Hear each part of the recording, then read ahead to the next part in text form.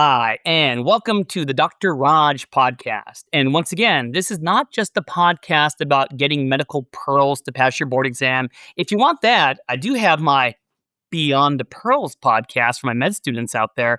But the Dr. Raj podcast is about being yourself. It's about being happy. It's about helping others. It's about wellness. And it's about stories that will make you laugh, stories that will make you tear up sometimes. And when I first got the podcast, I said that there will be some media stars on my podcast one day. And today, finally, we have a huge star on our podcast. I'm a little nervous, my fans. I'm a little nervous.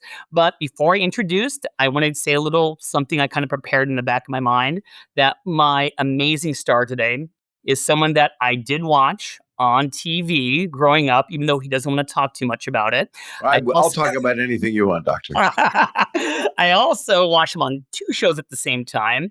And then, I kind of watched him on a little bit of HBO on this show called Entourage that I just loved. And I was bawling my butt off while listening to him. But today, my guest isn't here to talk about his books or his comedy or all the things he does. He actually is here to actually talk about a disease state that's really near and dear to my heart, my wife's heart, because my wife, for those who don't know, is a rheumatologist. And this disease is called scleroderma. So we're going to do a little bit of both. And with that being said, let me introduce Mr.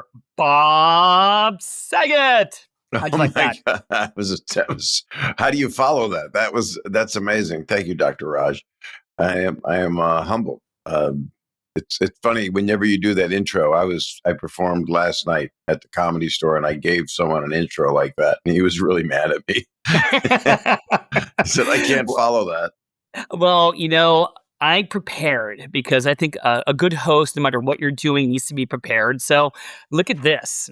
I dorked it out. I have typed up stuff here.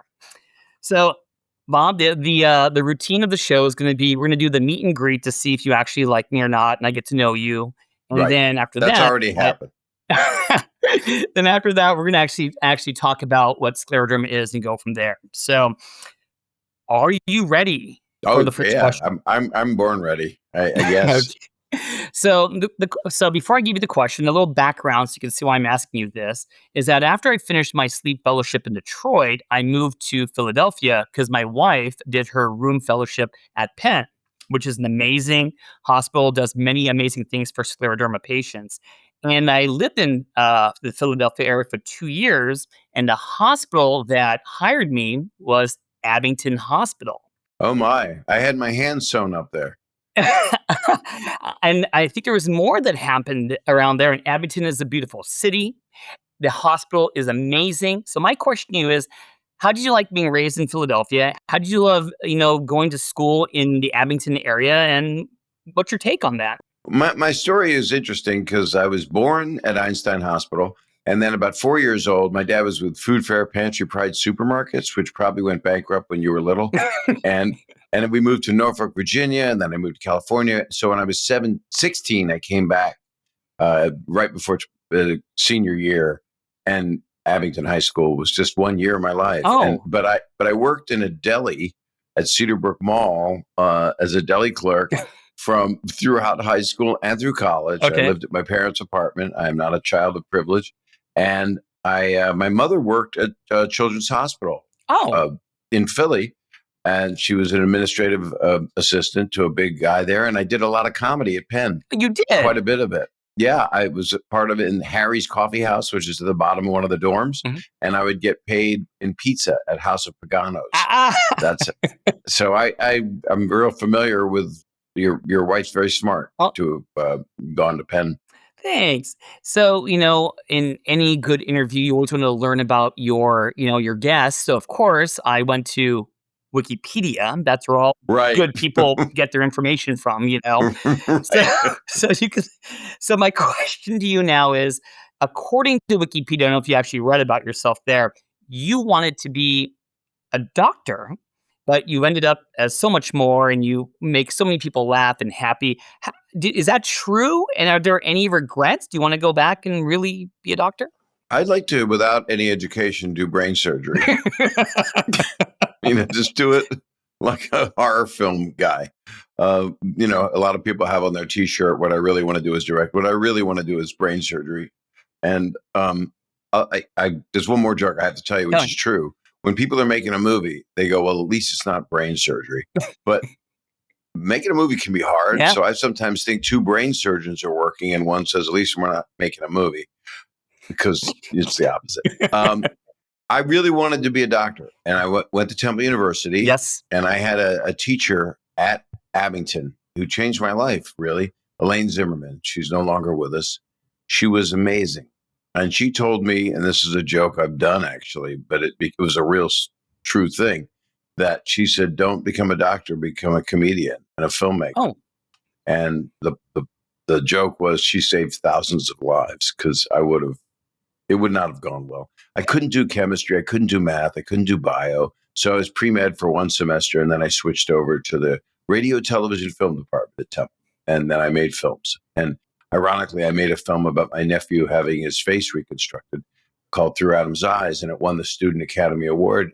And my nephew was 7 at the time, and he narrates the film. It's a short film, black and white, 11 minutes. And I shot it at Children's Hospital, which is where he had all of his surgery. So I have a strong connection to your past life and your wife's. no, and you actually, I don't know if there's a two-way camera. You read my next question was, what was your motivation for Through Adam's Eyes? Because I did my research and I was very impressed that, I'm at USC right now and we have a huge film department and many people make, a variety of different films. And to have a film about facial surgery, about what they're going through, I mean, that's pretty mature for someone who ended up on Entourage and all these other really cool shows. Right. So I'm impressed. And I kind of read about it and I was like, wow, that's deep.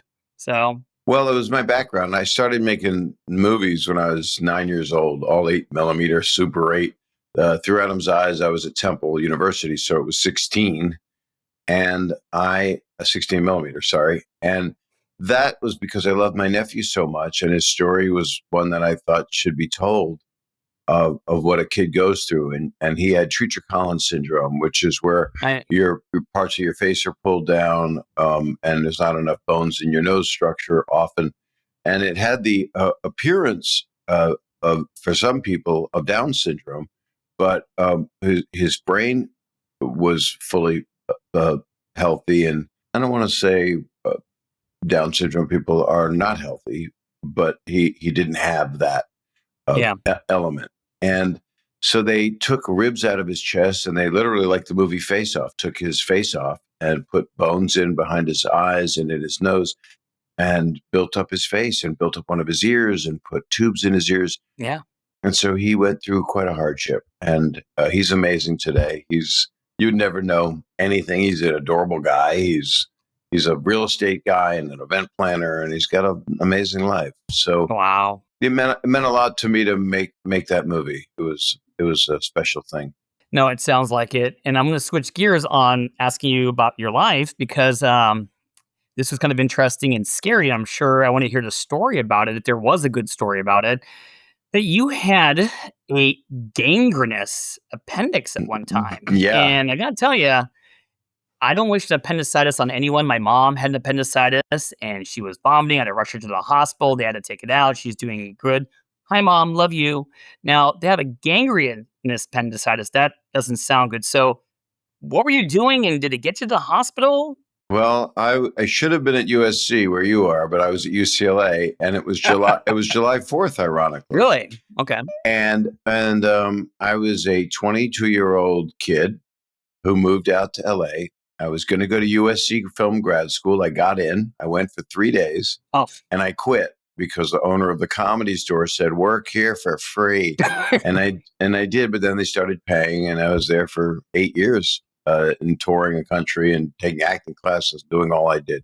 So at 22, I'm living in my single apartment in Palms, and because it was a straight shot to USC, that's why I moved there. Okay. But then I quit, and I had severe pain. The right lower abdominal pain. Quadrant. Yep. What is it called? Well, they have a quadrant. So it's like kind of like the right lower quadrant. And there are all these dorky medical words there, but Got it. you didn't know that was the appendix at the time, right? Did you think you had just some gastritis or something? Yes, that's what I usually would think it was because I always ate bad things. And my girlfriend, who later became my wife, who later became my ex-wife, who is now my friend, took me to the hospital. Oh, And she took me to the hospital. And I can't remember how I got there. It couldn't have been my nephew. He was a child. So, oh yeah, he was. There's a button. There's a funny ending to it with my nephew okay. being 9 and visiting me in California. I don't know how I got there. Anyway, I got there and they didn't have a doctor, and they said you have to wait till 7 a.m. I said, but I'm in severe pain, and it is the worst pain I've ever been through in my life. And as you know, we don't remember pain, but we can remember that it was the worst pain of our life. And they said that it's up there with childbirth, that it can be that bad. Right. So they put ice packs on me for 7 to 8 hours and left me for dead, not even thinking. Oh my God. I don't think it had perforated until later in the morning. I think I was going to be just a routine appendicitis. And then the doctor finally showed up. They finally did the surgery and it perforated. Oh, And I was very fortunate that the gangrene didn't hit my abdomen because I obviously could have died. yeah. And they had to put me in a private room, and they were a little scared that I was going to sue them, I think, because they shouldn't have done that. No. They should have awakened the doctor and gotten him there. Yeah. Sorry about his cushy life, and operated on me. Yeah. And it was so bad that they couldn't sew it up. So I had to stuff it with a Q-tip and gauze for about 4 months, an open wound. Oh my God. And it was like Civil War stuff. It's 200 years ago work, or, how they would take care of somebody. And so I would stuff it with gauze and then have to redo the dressing myself. Oh, geez. And now I don't think they would do that. They would probably clean it Yeah. out, cauterize, Right. do whatever, but they kept me. And today it looks a little bit like you could do that with it. It's not. From here, I'm going to Pilates to try again to get that appendix scar. They never closed it up, so it closed up by itself. Oh my So God. that took months, and that was there's a lot of times my family could have sued hospitals, and we chose not to because I wasn't a suing family. But now I'm in show business, so now all bets are off. But it was pretty scary, Yeah. and people should be aware of it when there's lower right quadrant pain. Wow. That could be one of the things, right? Yeah. Well, my mom was like, she was in her late 70s, kind of mid 70s. And I'm like, I don't think she's getting appendicitis now. And it was just maybe some old chicken or something. But yeah, it's scary. And they had to go to the operating room relatively quickly. They didn't give her the Bob Saget ice pack treatment for 7 hours. I'll tell you that much. Right. What else could it be when a person gets that pain there? Well, number one, it depends if you're male or female. If you're going to be a woman, of course, you think about the ovaries. There are other things Right. it could be. If you're in reproductive age, you always think about ectopic pregnancy. Now you're making me dorky medicine. No, you're answering a question I think people need to know. And sometimes, even though we memorize in textbooks that the right lower quadrant's where the appendix is, and there's something called McBurney's point tenderness, it always can mimic. And some people get left-sided abdominal pain. Some get abdominal pain right in the middle. So I think the important thing is, go to the doctor right away. You don't want a gangrenous appendix. And if someone says ice packs and sit overnight, maybe you should call me or Bob. We could help you out, I'll take the call. Yeah. I'm going to switch things up because I purposely picked all these different questions from around. So here's a question I want to ask you. That I was really lucky to dabble, and I just mean dabble a little bit in the media world, and it is hard. And sometimes it does feel like it's brain surgery, and it takes a lot of time and commitment. And I just want to know if you could jump in your DeLorean and go back in the time machine when you're doing 2 super huge TV shows at the same time. I'll say the names. It was America's Funniest Home Videos and Full House. How is that possible? And did you sleep at all? I didn't sleep, but I was also very fortunate because the tree opened up, and they were both accidents. The shows. That's not a critique. I was in New York on a CBS show. I was the first choice for the part on Full House, but I wasn't available. And then I got fired from the CBS show. Oh. Yeah. And so I became available. My manager called the producer, Jeff Franklin of Full House, and said he's available. And then we started the show with me on it instead of another actor, which I felt bad about and still do to this day, actually.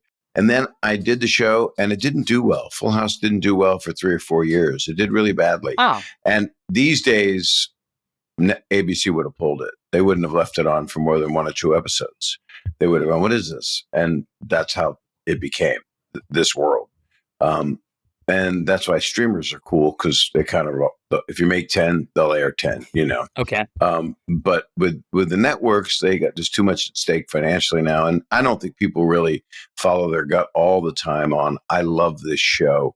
And that's what Bob Iger did with this show. And Bob Iger is, he runs all of the Disney company. And he's a wonderful guy. Started my career, and Ted Harbert was the president at the time, and Bob was, I guess, the CEO. I'm trying to remember. Okay. And so they kept Full House on the air, and they would even run it twice a week. Oh. And then after 1 year of it, they needed a host for this video show they were going to do a pilot of. And we did a pilot. They found me. Lavinda Bona and a guy named Steve Pasquet found me on The Tonight Show with Johnny Carson. I was narrating my wedding videos. And they thought, oh, this is the perfect guy to host a show about videos. So I did it. I did the pilot. Pilot beat a 60 Minutes rerun. And then they picked that up. So it was all accidental. It wasn't like, oh, I got to get this show or something. And most of the good things in my career and life have been that way. They just happened organically. And the things that sometimes I'm passionate about, you just have to push a little harder if you really, really are passionate. But that's how those started. And, I'm a working person. I'm a hard worker. So, I was a deli clerk during college, So I had a strong work ethic. My dad taught it to me. He always worked. I always work. I'm always working. So Yeah. I take time off once in a while. You're always working, right? Well, yeah, it comes with the territory. You know what I mean? If you want to kind of try your best to help people and do stuff like this and do other things, you can't complain, or else, don't get into that field. So I agree with you. And you're lucky. You're lucky because you have the facility to do it. I do. Your wife is also must be amazing to be able to. Being a rheumatologist is really hard. I don't know. People really don't appreciate that field enough. And it's right now, especially with COVID, it's been the field. It's been where a lot of people turn to save their lives, because we'll get into all that with lung stuff. But yeah, I was just, if I'm given a task, the hardest thing to do is direct a movie. So that's like the most fun. That's my most fun job. But right now it's stand up because I'm going to do a new special. So I'm out touring hardcore. But making people laugh right now is, I'm so Norman Cousins on this thing right now. Yep. I am so motivated, and I haven't been this excited to do stand-ups and make people laugh since 1995. That's how crazy this is. Wow. That's where my life was changing, and I was directing more and not on camera as much. Off camera is what I enjoyed. But this is right out in front, making people laugh. And because I've been doing it over 40 years, I know how to do it. So, and you do a great job at it. I'll say that much. So it's subjective. And now I really think you're cheating, Bob, because my question number 6 says, what do you like doing the most? And I put TV or director or stand up, but we must have a connection because I think we're playing off each other really well. So I think it's also we have good Wi-Fi today. Probably. Thanks, Chris. So no, I think that that makes sense. I think that we definitely need laughter at this point. I think that is that the answer for right now? Is that being super pumped up, doing your tour, making people just kind of like give them a little appendicitis when you're laughing? Is that the main thing? Yeah, yes, I don't want to drive them to the hospital, but if I'm in a place where people can drink, I'm not helping. I'm enabling. So I just did some shows. I was opening up so many venues that were closed. Atlantic City, I opened the Hard Rock. Cool. The Estes Arena. Yeah. And, but it was only a seventh of the audience because you couldn't do full capacity. Now you can. Yep. Then I was in Houston, and that's like full capacity. And, people just want to shoot COVID with a gun, Well said. Well said. Well, let me kind of bounce off that this question I wanted to ask you. So I kind of thought you're going to answer stand up. So my follow up question is actually, can you just rattle off some people that influenced you in the comedy field, who you admire in the comedy field? Who do you look up to? Yeah, that's pretty easy.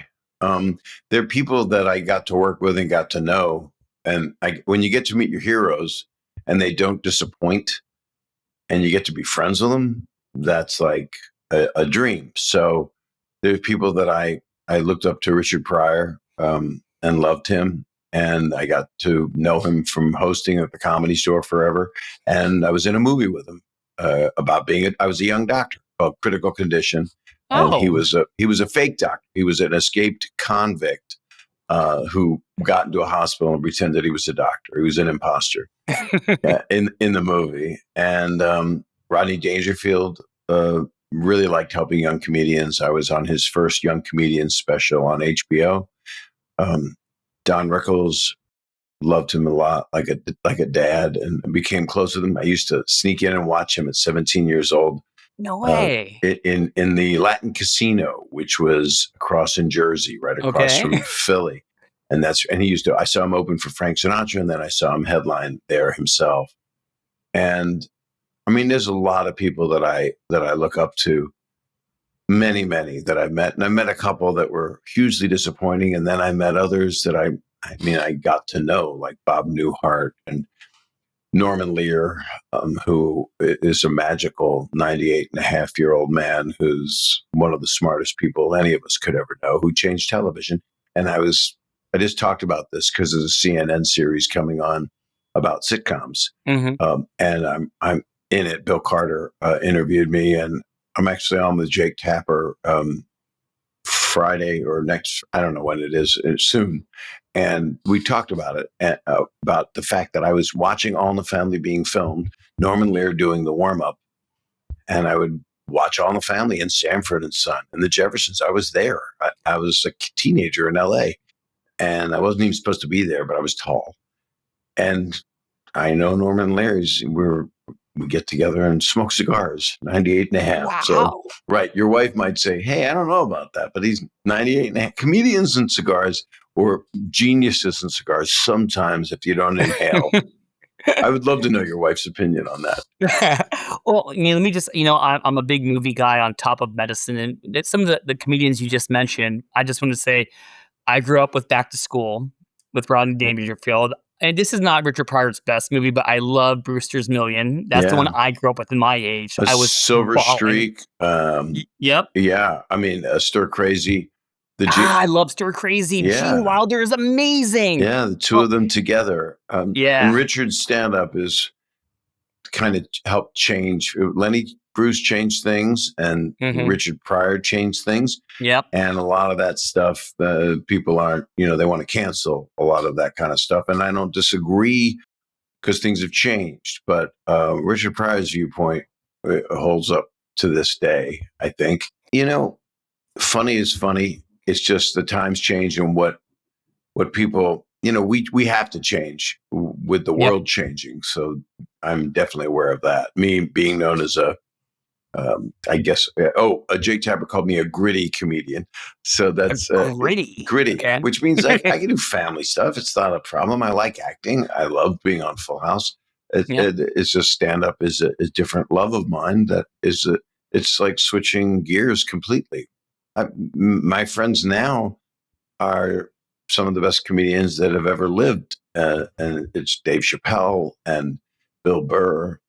And these are very, very special people. They are. They're pretty brilliant at what they're doing. They're just going to become the new Mount Rushmore. And who wouldn't be here without the other people we mentioned? And before I switch gears, I will say Dave Chappelle is probably my wife's favorite comedian. And before we go to bed, we watch him on Netflix sometimes. So he is the classic show. He's amazing. Now I'm gonna switch gears here. I'm always looking at the time, looking at you, or right in that halfway point. And I do want to talk now about scleroderma and start off with the general question. Why are you so passionate about scleroderma? And how do you explain scleroderma to the public? Meaning that when you talk to all your star friends, like, hey, why are you promoting this? What is scleroderma? How would you explain it? And I may jump in and throw a couple things out. Absolutely. Well, fortunately, I'm on the board of the Scleroderma Research Foundation. And so our chairman, Luke Evnan, Dr. Luke Evnan, has scleroderma. And so and a few of our board members do as well. And we have an amazing scientific advisory board. If I told you the names, you'd go, or if you looked at our website, you'd go, whoa, I did. yeah, I they're did. they're good doctors. Yes. And so they do most of the medical speak for me.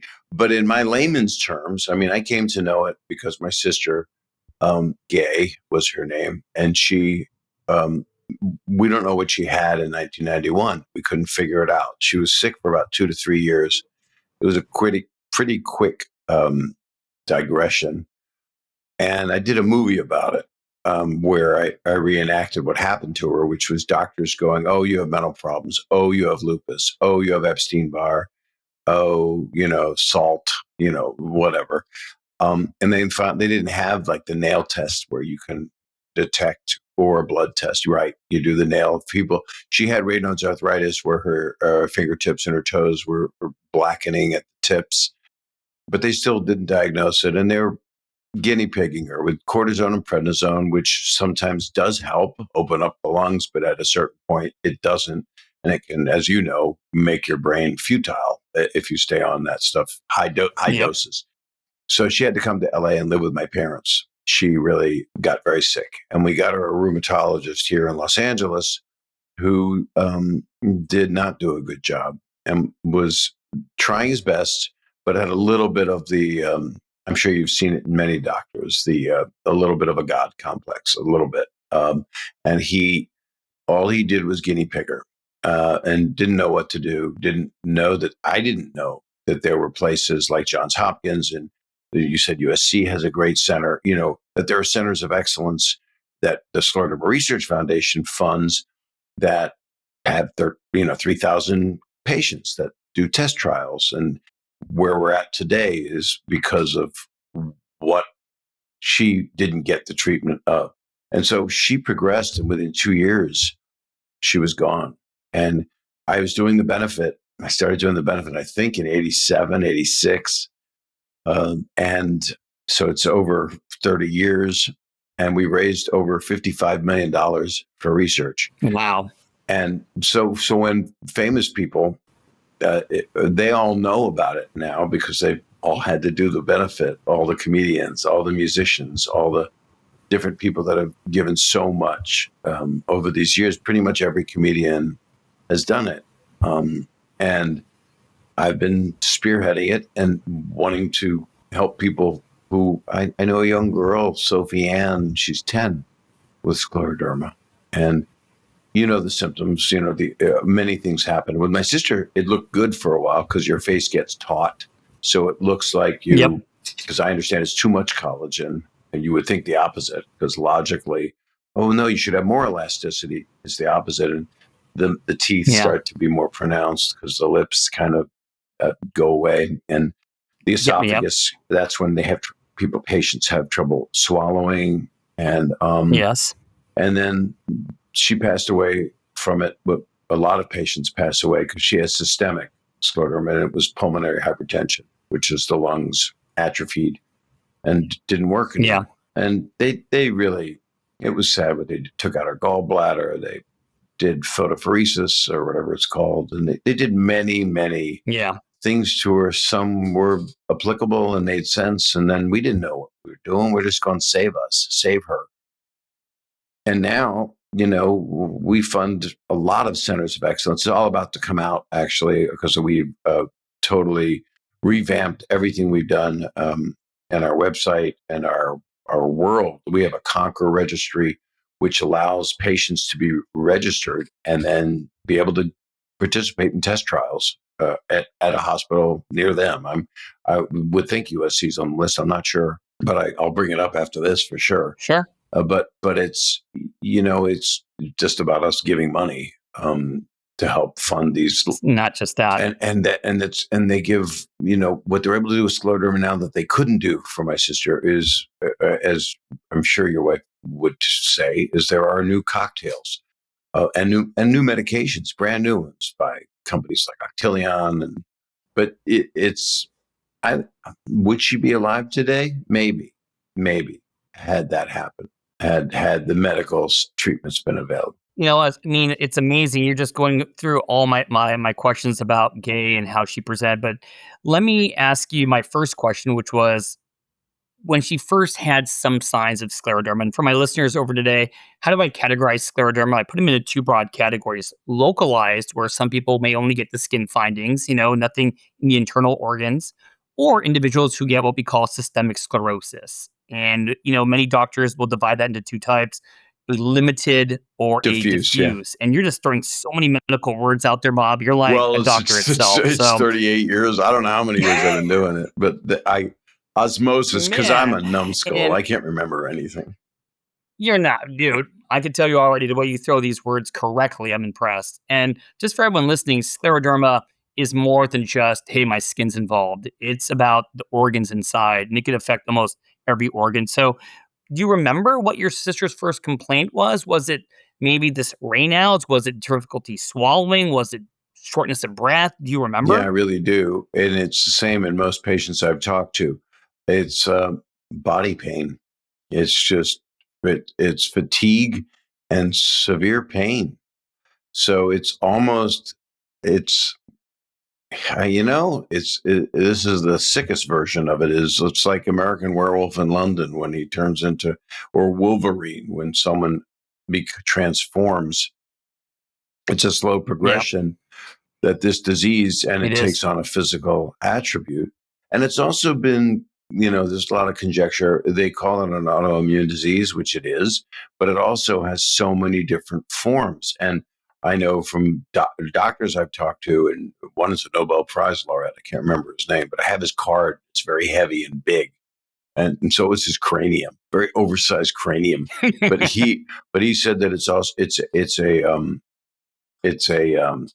I'm doing a vascular disease. Yes. So it's often a blood disease of the blood. And then from what he told me, and then of course it's autoimmune also. And then I have friends that are not with us that had cancer also.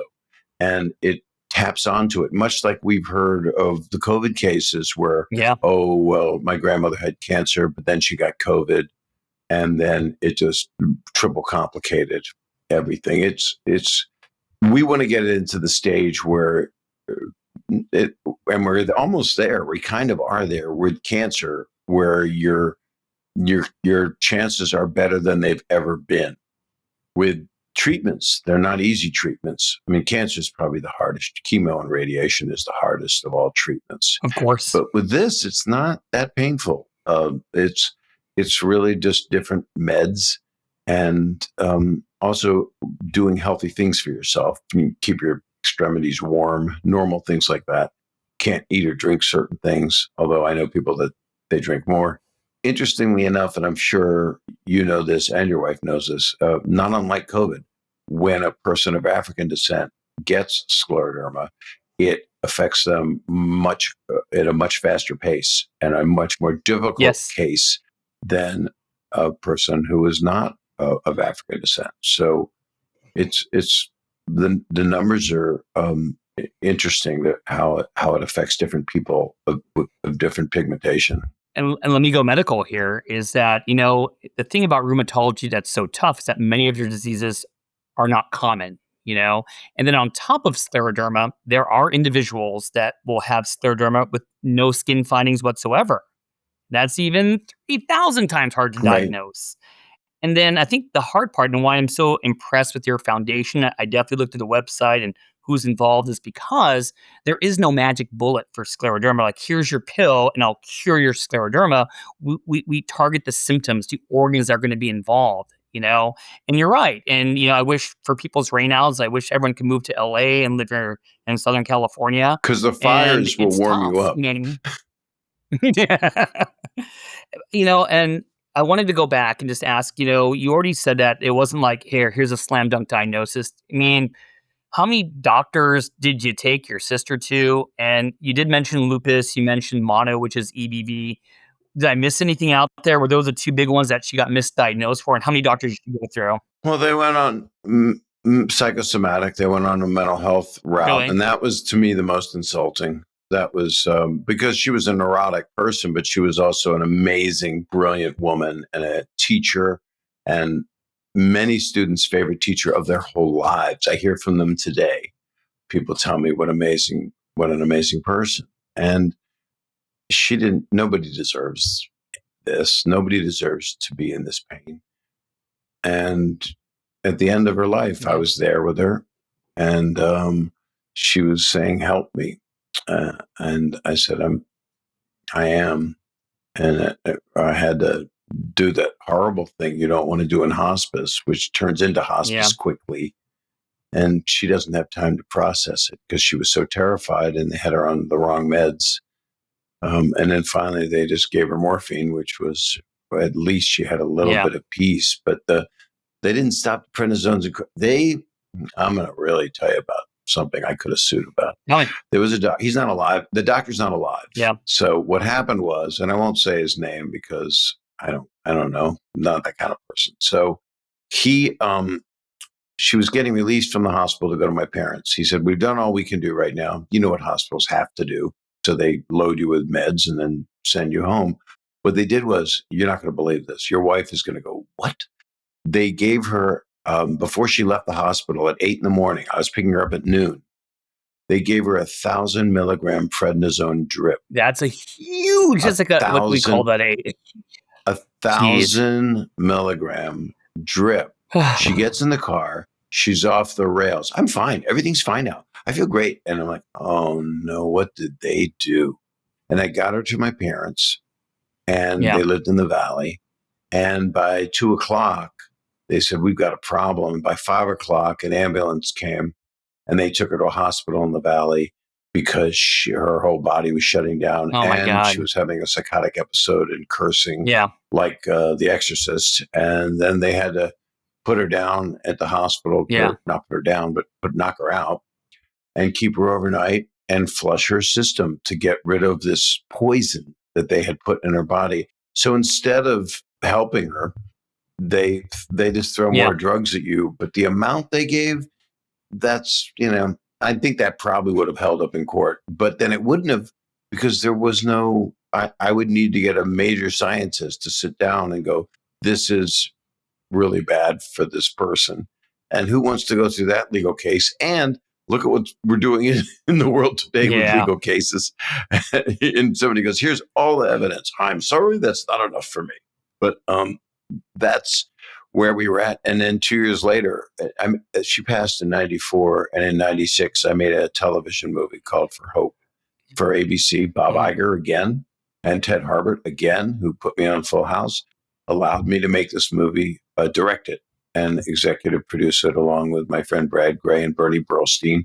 And it was about Dana Delaney played someone loosely based on my sister, and loosely pretty much, spot on our family.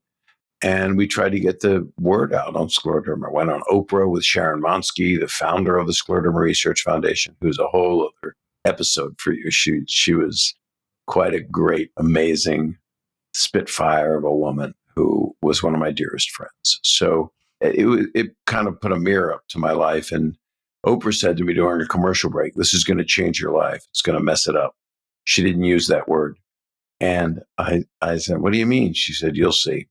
Because when you do something autobiographical, whether it be a book, but if it's a movie and a television movie, and at that time, ABC was a big share of the market, and we beat everybody in the ratings, and it changed life. I went through I guess my third of 400 midlife crises, but it was, it helped put the disease on the map, but you can't stop doing it because people don't even know what it is. So, I'm being nosy again about your sister. It's just, I have patients with scleroderma, and I'm doing this because I want them to listen to this episode so they know they're not alone.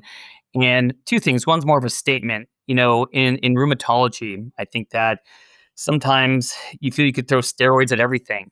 And I definitely 100% agree with you that scleroderma, and I like how you phrased it earlier in our conversation. Hey, sometimes it's okay to give a little steroid, but that's usually not a disease that you blast with steroids for a bunch of reasons. And Right. for my med students listening today, there's something called scleroderma renal crisis, and it can be potentiated by giving steroids. And, you know, 20 milligrams of prednisone is 20 milligrams too much. And as soon as you start someone on steroids, you got to get them off because you start off with one disease called scleroderma, then you'll end up with another disease called steroid toxicity. I guarantee it, you know? But my question for you, Bob, and sorry for going on that side note, is No, I appreciate that side note. I hadn't heard that, and it makes complete sense because that's what happened to her. I'm the lung doctor, and people always ask, I mean, why are you passionate about a rheumatological disease? It's because it affects the lungs quite a bit. And most of my scleroderma patients sees me for lunging issues. There's two main ones. And I wanted to know if if gay had either of these. One is called pulmonary fibrosis, and the other is called pulmonary arterial hypertension. Yeah. And these are both very severe. And I think you did mention it, but I'm going to ask you again. Did she have any one of those? Uh, Pulmonary arterial hypertension, or PA, as we call it. I actually know about it, and yeah, and that was when she was doomed, um, and that happens to a lot of patients. And I have a dear friend who's a board member who lost her mom, and we got her to one of the better doctors, Fred Wigley.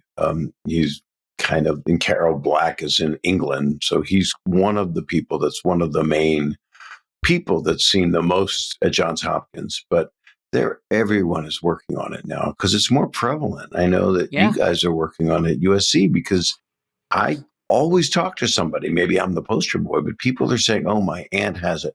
I just lost my mom to it," or "My mother's doing well. She's on this program at this hospital." I'm like, "That's fantastic." And when it comes to the lungs, I would say two things. Number one, where we are now in 2021, there are so many more categories of drugs that we use for pulmonary arterial hypertension, PA. And there are also many drugs out there that got FDA approval for the pulmonary fibrosis. And I'm hoping this podcast, me and you being buddies, are going to raise awareness that people with scleroderma, when you start saying, I have difficulty breathing, push your doctors to find out what therapies are out there or refer to an institution that can get you those therapies because you don't have to suffer. And that's the truth. No, you don't. You don't. And there is relief. And I see more people getting well now. I mean, in many ways, I've talked with our board, we say we've crossed the desert. We're not there, but we've crossed the desert in where we need to go now, because there are literally new medications, CellSap. I don't know if you're familiar with that. Celsius, of course. People are loving it, and again, it's not for everybody.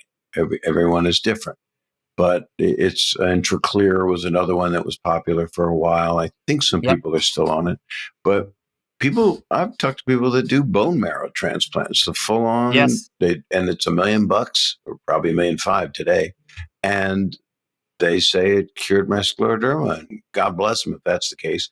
But I also talk to people that say, well, it did for a couple of years, and then the DNA just replicated itself. So I don't know. For the people that it's worked for, that's pretty damn major, Yeah. But people can't afford $1 million. So, No.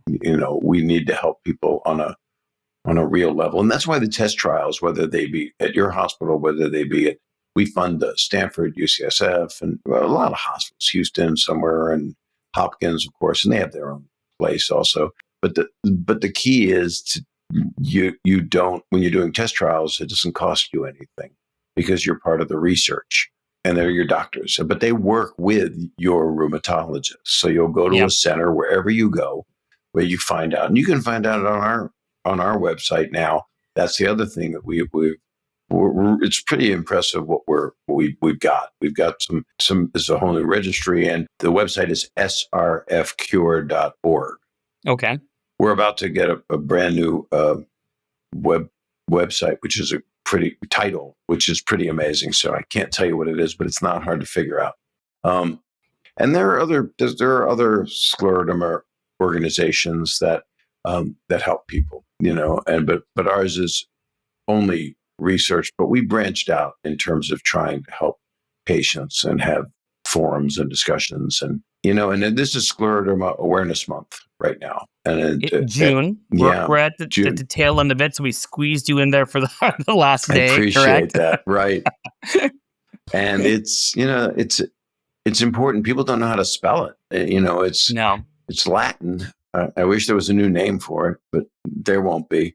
But it's sclero and derma. Derma is skin. I know that because there's a thing in my heritage called stuffed derma, which is kishka, which my grandmother would make, and it's gross. It's potato stuffing and chicken fat with tripe, the lining of the cow's stomach, wrapped around it, kind of like a sausage. But it's actually good. But it's really... It doesn't sound good, Bob. I'm sorry. I think it clots everything. I think there's nothing in your body it does not clot. Okay.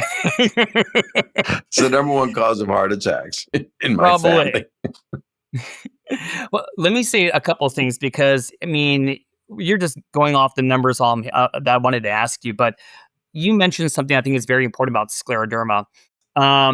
It does affect African Americans the most, and they have a really tough course, especially here in the United States.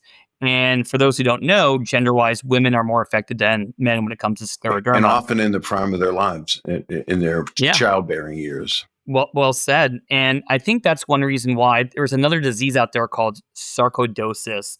And I'm one of their champions, and it affects mainly African American women. And I'm very proud, and I wanted to ask you that, is this one of another reason beyond everything else that we need people to step up because we're not raising enough money because they are African American, they are women, and we need to raise this? Is that part of the motivation somewhere in there? Well, it's interesting. I've been involved with these so long.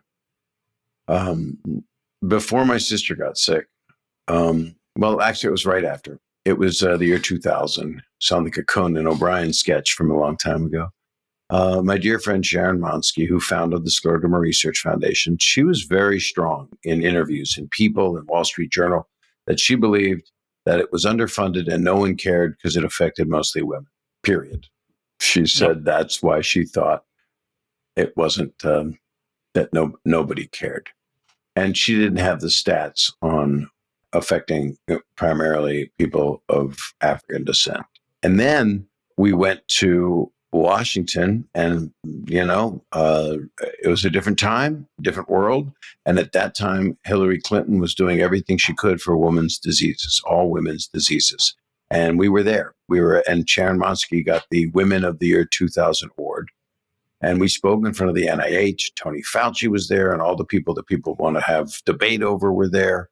And the people that were trying to do good for disease, that's their ultimate goal. They're not all out to, make a fast buck and sell a book. And it was funny because I gave a speech. I got to introduce Sharon Monsky at this thing with all these biggest scientists in the United States and some out of the country, some from England. And I said, 300,000 people, roughly 300,000 people are affected by scleroderma. And then I stopped, and then I realized, wait a minute, you're giving a fact, Bob. You don't know anything. And then I said to Sharon, who's about to come up, I said, Sharon, is it 300,000 in the United States or in the world? And she said, in the United States.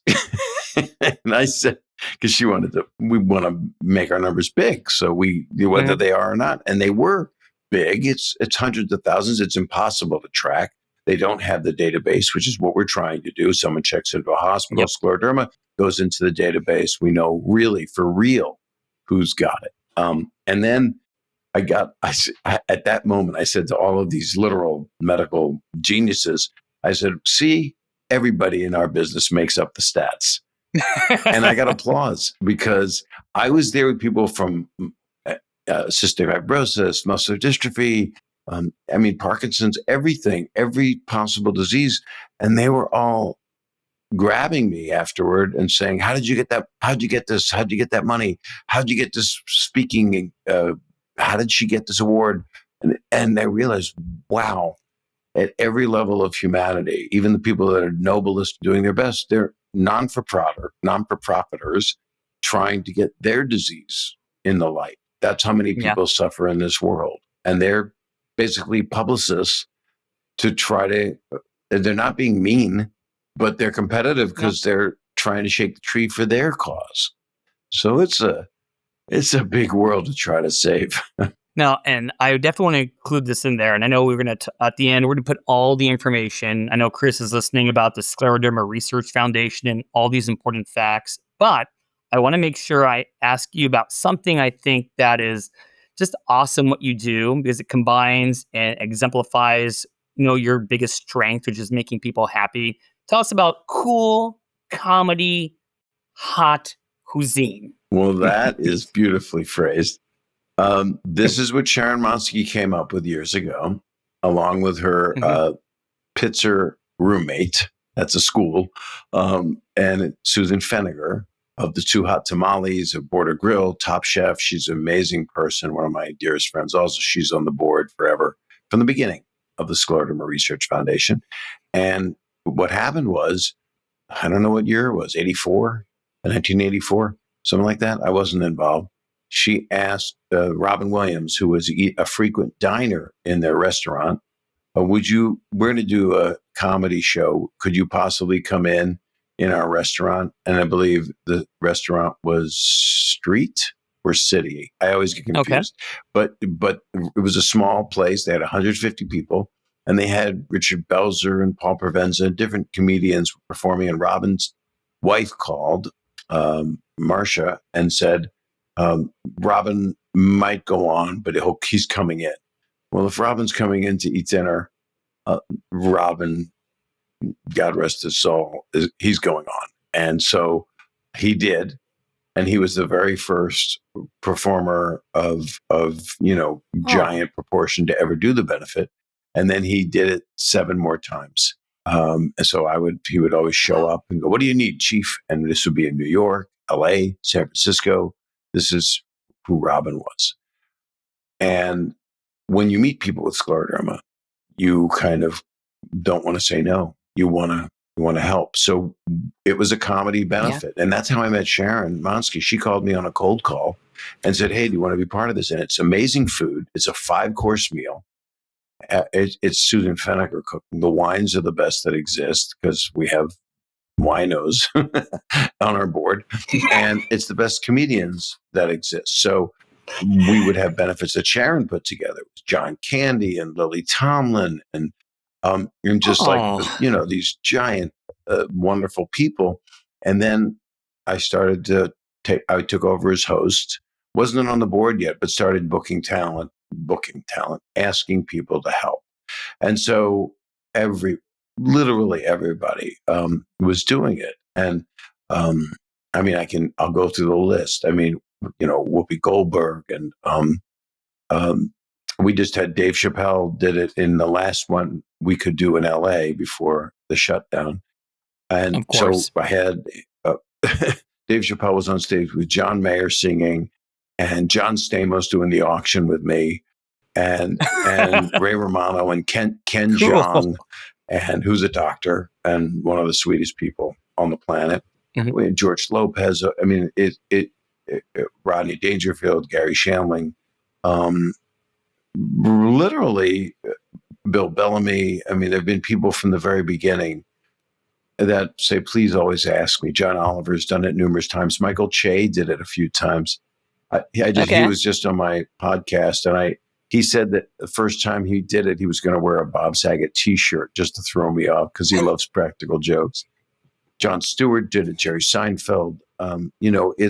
It's kind of Cool Comedy Hot Cuisine is our flagship event. We do it in LA, New York, and we were doing it in San Francisco. A lot of towns need repair, and a lot of towns need live events. We were thinking of doing it in the fall again live, but we all decided, I think a smart executive decision, to do a virtual event again. So October 17th, I think it's the first time I'm mentioning it, but we're going to go out with a press release. October 17th will be our next virtual. We did a virtual one last year, and we raised $1.1 million. And to do a virtual event, that's awesome, and do that is pretty amazing. With the help of Joel Gallen, who's a television producer forever, and a lot of wonderful, a lot of my friends gave tapes and did things. Joe McHale and Sarah Silverman, and I mean, Stamos was actually hilarious, and Pat Monahan from Train sang. Train sang, and Kelly Clarkson sang, and John Mayer sang. I mean, it's just the heart of people when they realize what scleroderma is. So Cool Comedy Hot Cuisine, it gets irreverent. It gets where people are, well, I'm going to benefit with sick people in here.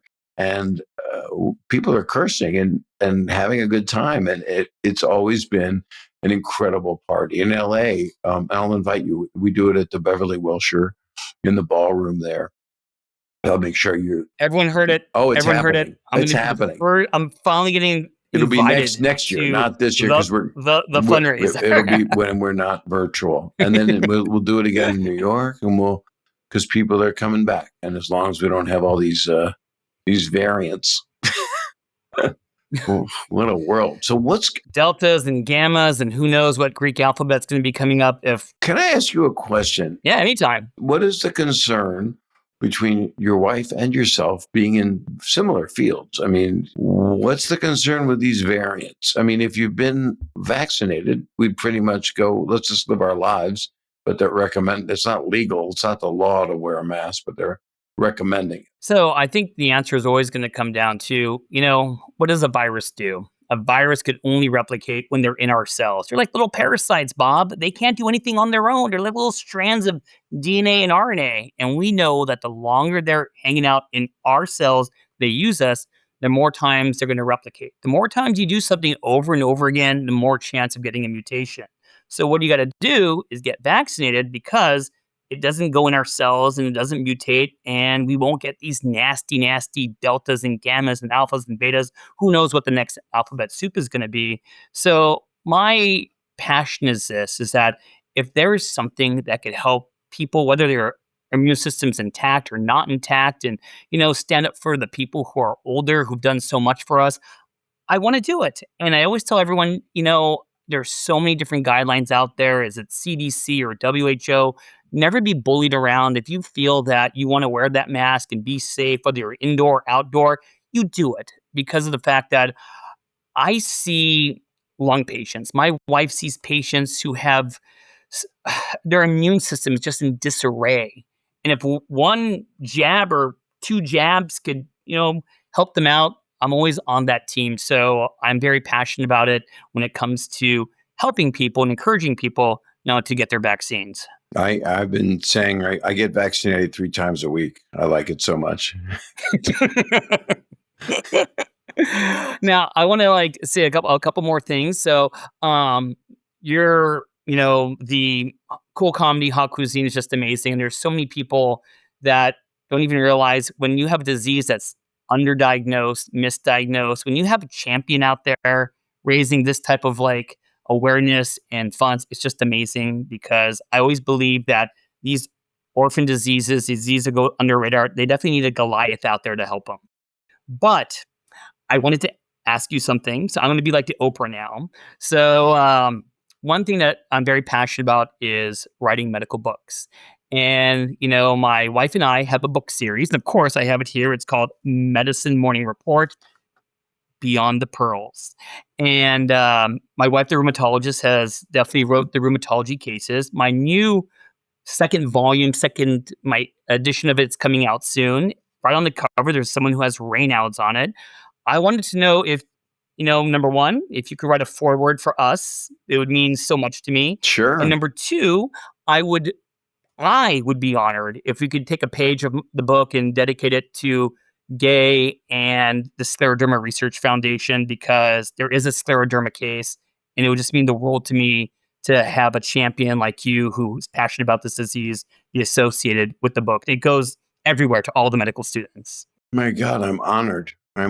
Thank you. Yeah, it'd be my honor. Just tell me when you need All it right, by. no, I'll take care of all that.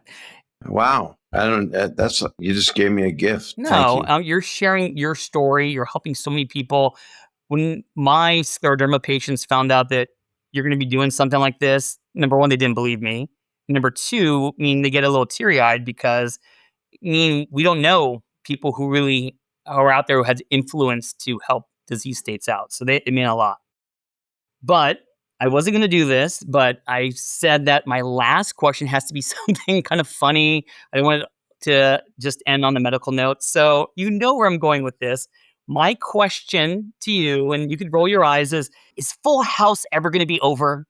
Is it ever going to be done? It, it's done. It's done. Is it? I mean, it'll never go. I don't think it's ever going to go off the air. They did the 6 seasons, really 5, but it was spread it out to 6 seasons of Fuller House, where we would show up. The older cast. They called us the legacy cast. They would open up like the chamber on the alien ship where Sigourney Weaver, lets us out of the decompression unit, and we would make our appearances.